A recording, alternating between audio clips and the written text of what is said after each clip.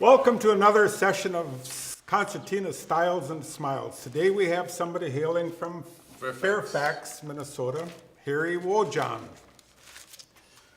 So, right off the bat, Harry, what got you interested in a concertina? Well, years ago, when my dad when he was young, before he was even married, he was playing button accordion. He played barn dances and stuff. They lived in Mulligan Township, south of Sleepy.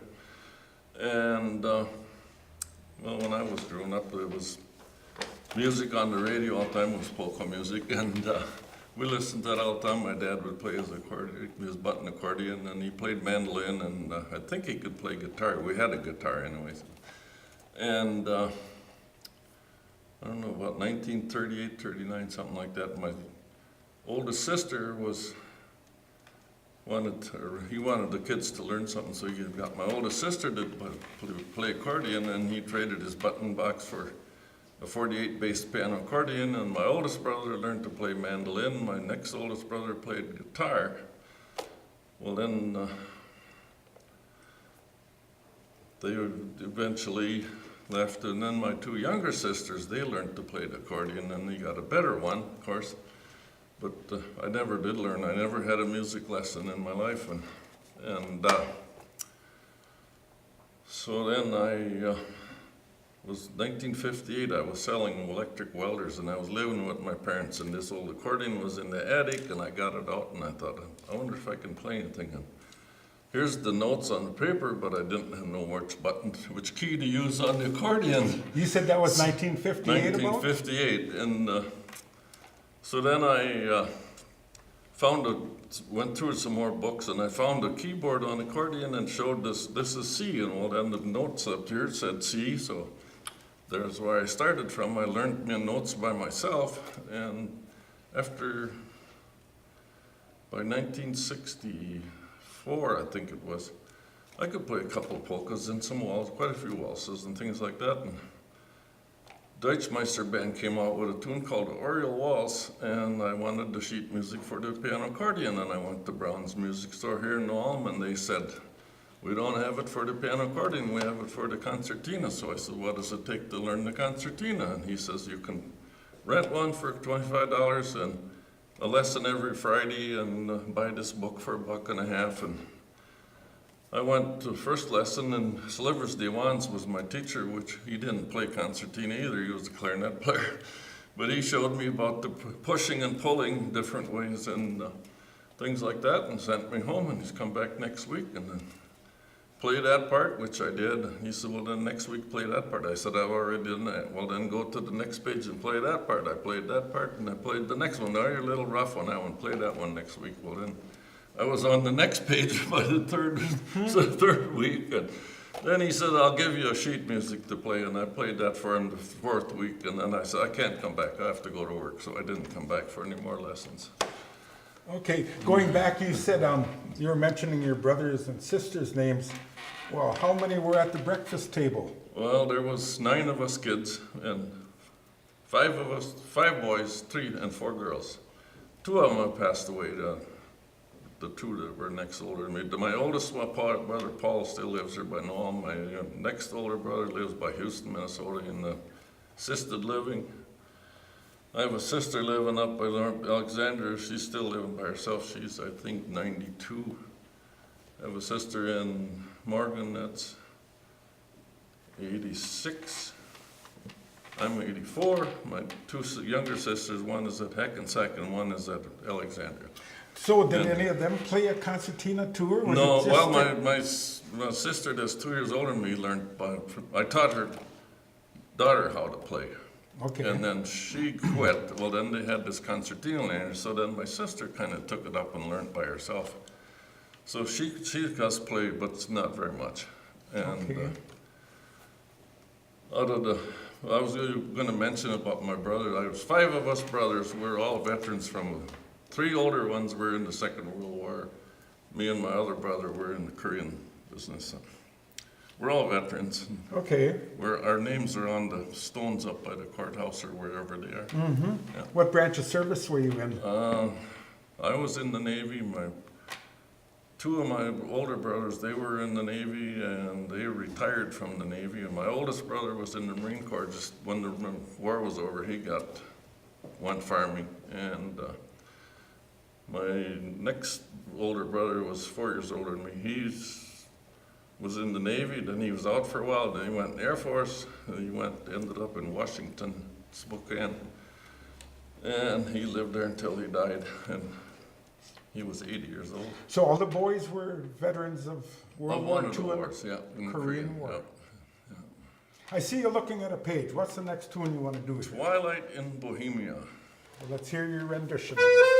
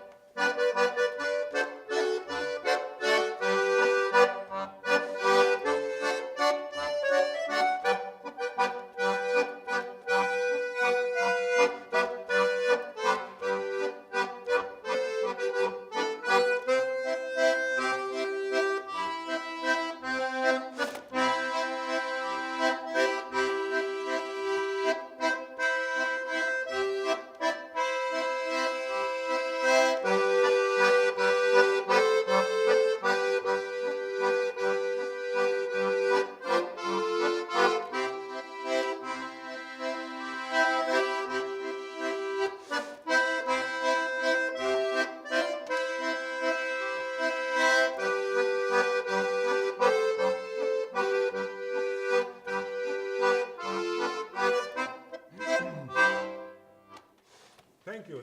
What was the name of that? Twilight in Bohemia. Getting back to your life after the Korean War.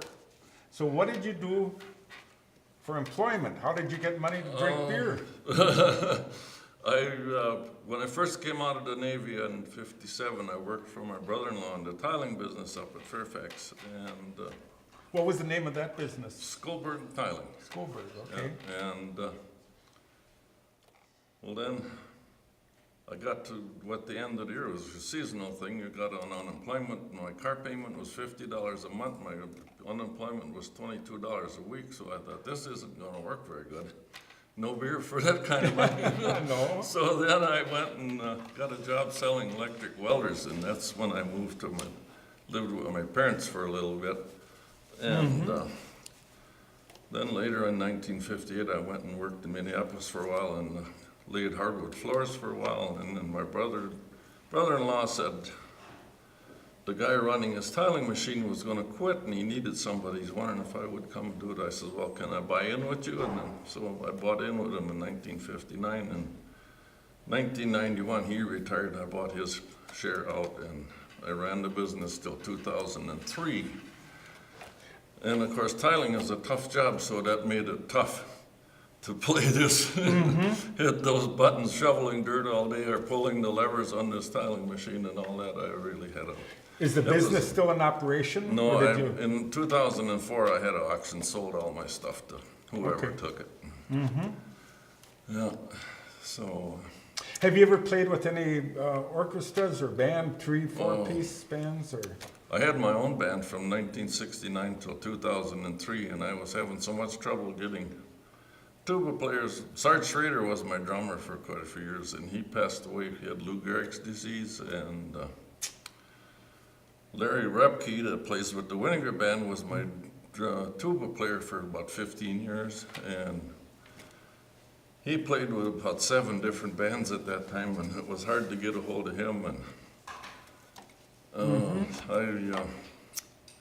the veteran service officer in Olivia called me one day, asked me if I would play for the farewell party for the National Guard that were going to be deployed to Iraq. And so I said, I'll try to get somebody to come along. And I called for 2.5 hours trying to get a drummer and a tuba player. I ended up with the guy in Sleepyard I played with, Fess Ritchie, for many years. Kurt, I believe his name was. oh, yeah. I'd never played with him before, and he says, I'll come and play, but he says, you gotta take my tuba out of the trunk because I just had surgery, I can't lift anything. So I said, we can certainly do that. Well, then I still needed a drummer, and a guy in Fairfax was in the insurance business, and he played drums, but he played drums on my first job in 1968 or 69, 1968 I believe it was. Played for a wedding dance and I didn't have a drummer, so I called around, and he played drums, but he didn't have drums, but he knew someone he could borrow drums from, so he played drums with me on the first job. And then he was retired, and he had a house up at Lake Cronus by Painesville. And I thought, well, he's not going to be home in Fairfax anymore. Well, I called just for a last resort, and by golly, he was still home. And he said, I'll come up and do it. So the 3 of us played for the farewell party for the Guards. What year was that? 2003, probably. Just thinking, was that Current, Doug, was that Doug Current? Doug Current, Yes. yeah. And then, then I played for wedding dance that same year, and I ended up with a tuba player from Corker in Minnesota and a drummer from Gibbon. And then I played for a birthday party in Gibbon at a bar, and I played with those same group of people. And well, Carmen Lochner, you know Carmen. Yes, I do. From yes. Gibbon, and she was 16 years old. I had her join my band, and she played along with me for 20 years, so there's 2 concertinas going into my band. Okay. And she was busy working. She couldn't hardly get around to help me out on jobs either, so I decided to just quit the band. In 2005, I had this concertina wired up to a MIDI system, so it plays all these instruments. It plays tuba, piano, guitars, anything you want.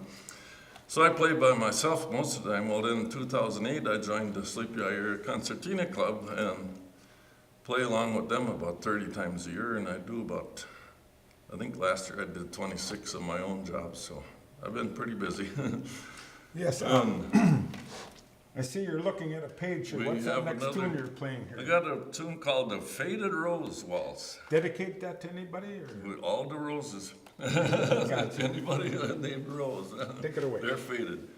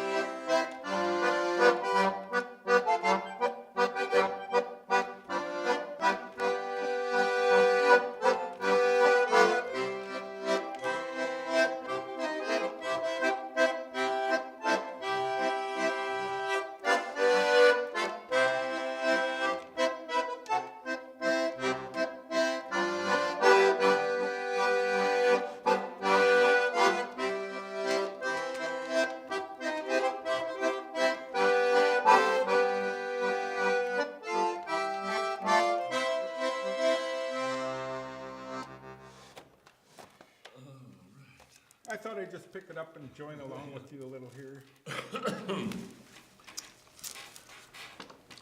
And I should play that Yes, that one there a little bit. the concertina you're putting down, what That's make and model is that? That's a 1972. I bought this from Christy Hengel in Noam here.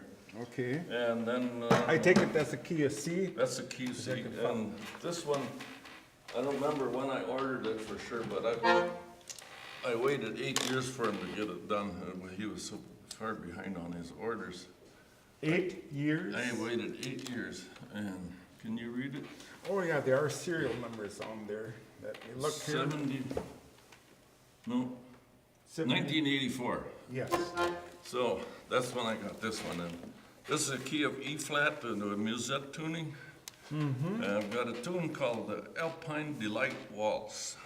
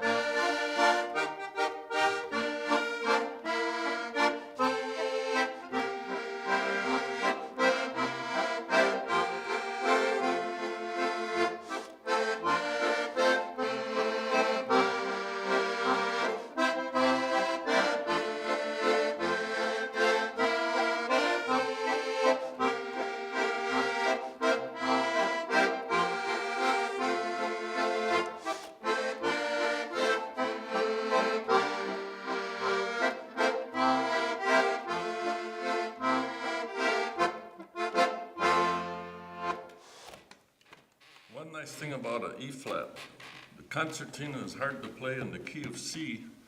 So if you play on an E flat concertina, music's written in the key of A. It comes out in the key of C, and you don't have to worry about all them buttons that are hard to hit. Yes. I do one for you called the Isabella Waltz in the key of A, and it should come out in the key of C. Let's see, how does it go? I'll join along with you.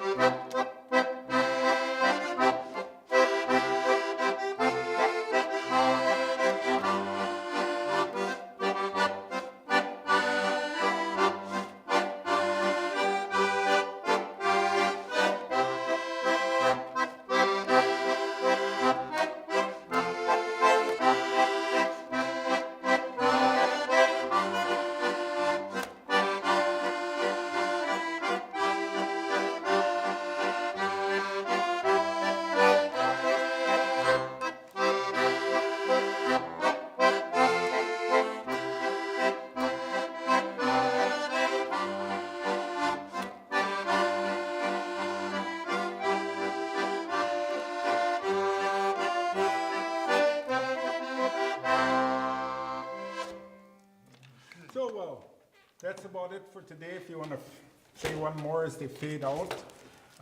Thank you for taking time to come here, Mr. Harry Wojahn from Fairfax, Minnesota, on 2 of his Hengel concertinas.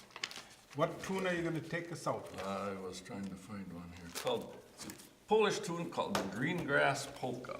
And we can probably expect you back this winter sometime, maybe? That's possible. Okay.